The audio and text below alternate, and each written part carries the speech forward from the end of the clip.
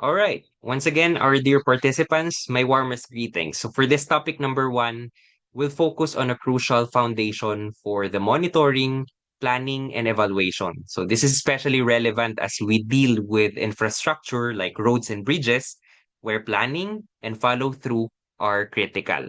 With that, here's our roadmap for the discussion of this topic. So we'll begin by defining key terms and exploring the characteristics of effective monitoring. We'll also delve and focus into monitoring and evaluation. And finally, we'll then look at how the planning, monitoring, and evaluation link together and why these three are essential throughout the project cycle. So our goal here is for everyone to walk away with clearer understanding of how these concepts work together to help ensure project success. So let us first look at the linkage among these three, no? So in GIST, the planning, the monitoring, and evaluation, they are all interconnected. The planning sets the direction. So in planning what we want to do, how, when, and with whom. So in monitoring, we track our progress along the way. And the evaluation looks back to assess what worked, what didn't, and why. So basically, when we look at the timeline, planning, ito yung initial stage. We set the targets here. We do the planning, everything. We polished here. Monitoring tracks, tracking of progress. So currently, pwedeng ito yung nangyayari at present, no? As we do real-time monitoring of the status and updates of a certain projects, programs, and activities.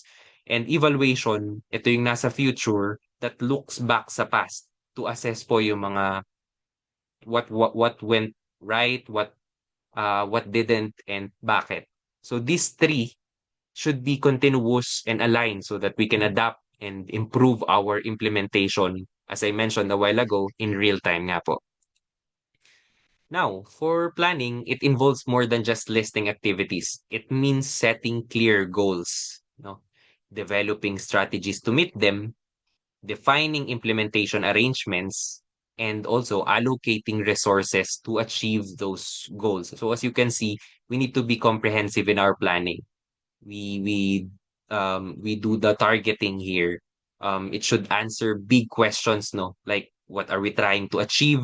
How we will be able to get there?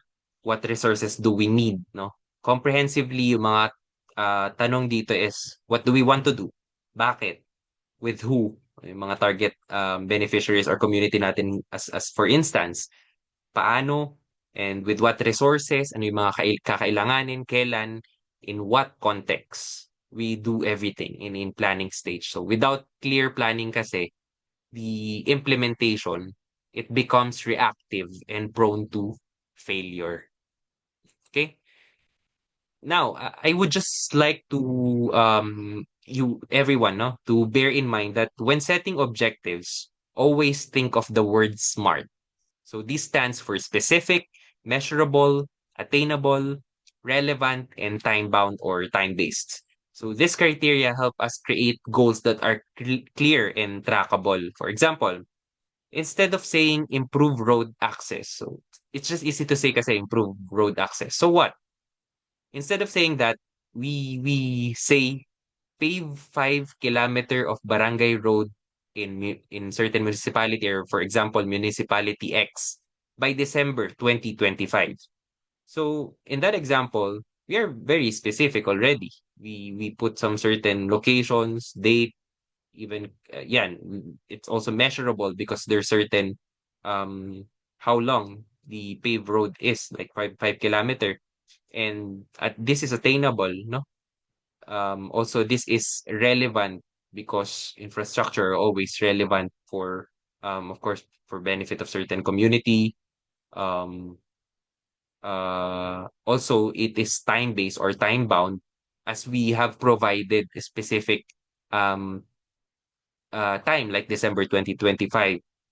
So this provides measurable target that we can monitor. So remember, the SMART, the specific, measurable, attainable, relevant, and time-based as a guiding principle. Okay, next is monitoring. So this is defined as continuing function that uses systematic collection of data on specified indicators to provide the management and the main stakeholders with indications of the extent of progress and achievement of objectives and progress in the use of allocated funds. So that is very important kung saan po napupunta yung ating mga resources, specifically yung mga allocated funds. Meaning to say, it is about gathering data, acquisition of data to see if we're making progress, kung may nangyayari ba talaga sa atin pong mga plano, no? As I said a while ago, planning is interconnected with monitoring as well. So we look at how much has been done, how the funds are being used, and whether we're achieving our objectives. So that's monitoring. It's not just data collection. It's about helping project managers and development stakeholders to make better decisions through ulit-ulitin ko real-time feedbacking, no? So to reiterate, it answers or it should answer the questions: are they doing what they said they would do? Are they on track to achieve the results we hope for? Are they taking into account the change in context and needs which impact on the deployment of the project and its adaptation? Sometimes kasi sa monitoring, may mga nag-a-arise din specifically kapag may mga variation orders, no, sa mga infrastructure projects natin. So we also there's also a need to take this into account, yung mga pagbabago sa mga konteksto ng infrastructure. Okay? Moving on, there are two types of monitoring as part of project planning monitoring evaluation system. The first one is the implementation monitoring, or ito yung tinatawag natin na ito na yung monitoring process. So this looks at whether we're doing what we planned, have the activity started, are the materials being delivered. So may implementation, at the same time we do the monitoring. This is used to monitor yung paggamit po natin ng mga resources and and of course the progression of activities and the outputs. Kung ano ng updates sa mga na na-gather na nating mga resources, mga materials for example, and ano na yung progress ng ating targeted activities, no? In each, for example, in each quarter, in each month, ano na nangyayari, ano na po yung mga output. Meanwhile, results monitoring focuses on the results obtained, ano na yung na-achieve natin and yung mga expected outcomes as well as the probable impact of the project. So basically, it focuses on performance. That is why it is performance monitoring. So are we seeing the intended effects like better access or for example, reduced travel time? Yun, kung mga na-achieve na po natin siya. So these two, no, both of these are needed to get the full picture, yung implementation monitoring and yung resulta. Kaya nga importante din yung makita natin yung incremental benefit. If a certain project doesn't exist, so what for the community? And if this exists on the other hand, so what then for the community? Ano yung mabe-benefit niya nung particular project na yun? As now for monitoring, as far as possible, the monitoring should be this six things, no? It should be participatory, realistic, proportionate, useful, adapted, and transparent as possible. So these principles remind us that monitoring is a just technical exercise. It should serve the people involved, no? Sabi nga, ang tao ang sentro ng plano.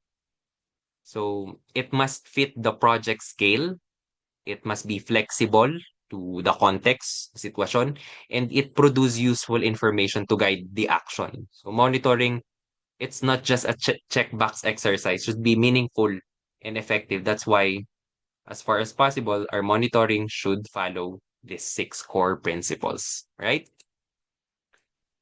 Now, evaluation.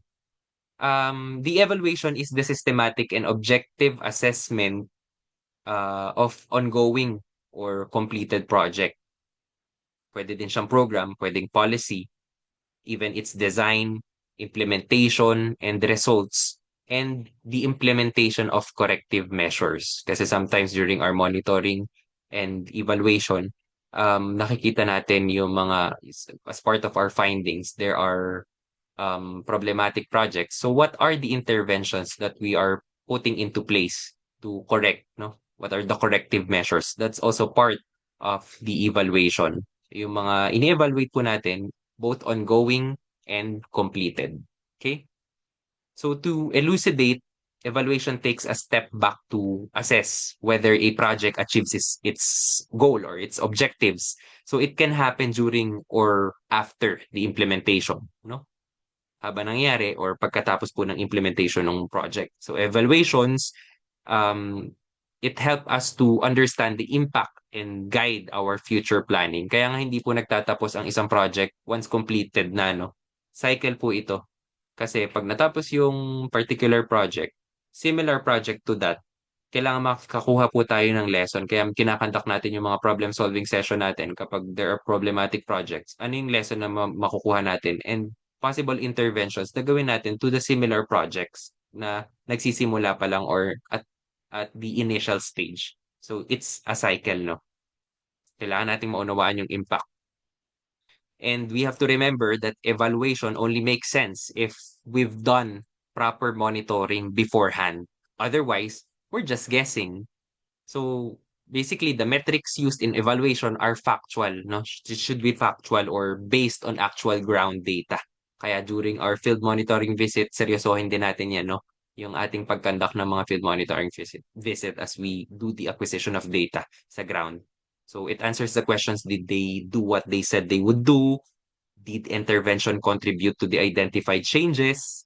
How and why? Okay? Okay, let's extend. Kanina, we mentioned yung SMART principle. Let's extend the SMART word to smarter by adding additional two letters, no? Evaluate and review. So we should regularly evaluate our progress and review our strategies. Okay? Smarter planning helps ensure our goals are not only well-defined, but also responsive to change. No? One analogy I think is the all hands on deck effort of agencies and stakeholders with the DepDev Mimaropa for the RDP midterm updating, where strategies are being revisited and refined to tailor them to the changing needs of the region. So regularly, we check, no, kung may mga kailangan baguhin or strategies that needs to be enhanced para sa, yun nga, pabago-bago ding pangangailangan ng komunidad. So here's a simplified results chain. It starts with inputs like, ang example ng inputs yung budget and staff, which produce, no, activities and outputs like roads built, which then contribute to outcomes. Example ay yung improved access nga, and even long-term impacts like the regional development. So monitoring tracks the early part. Then evaluation measures the outcomes and impacts. Okay?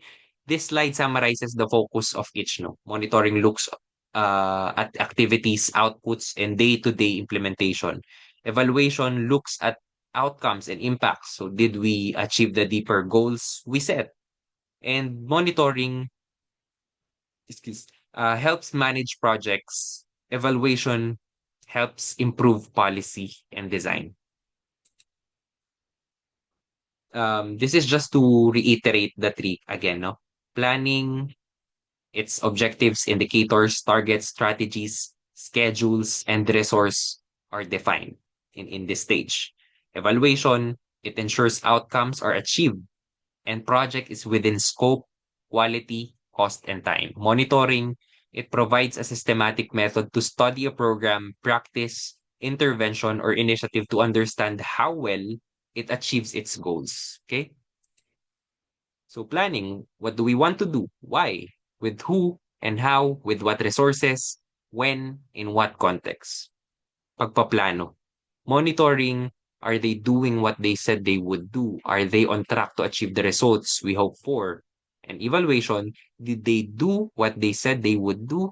Did they contribute to the changes we were aiming for? How and why? So to better inculcate the general concepts and principles and to summarize these three, planning defines what we want to do and how.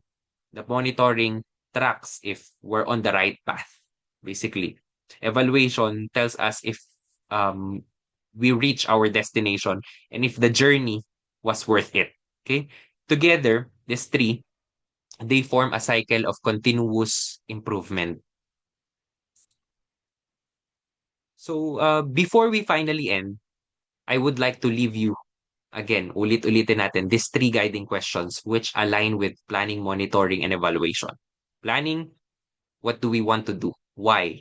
With whom and how? Monitoring, are we doing what we said we would do, or are we on track?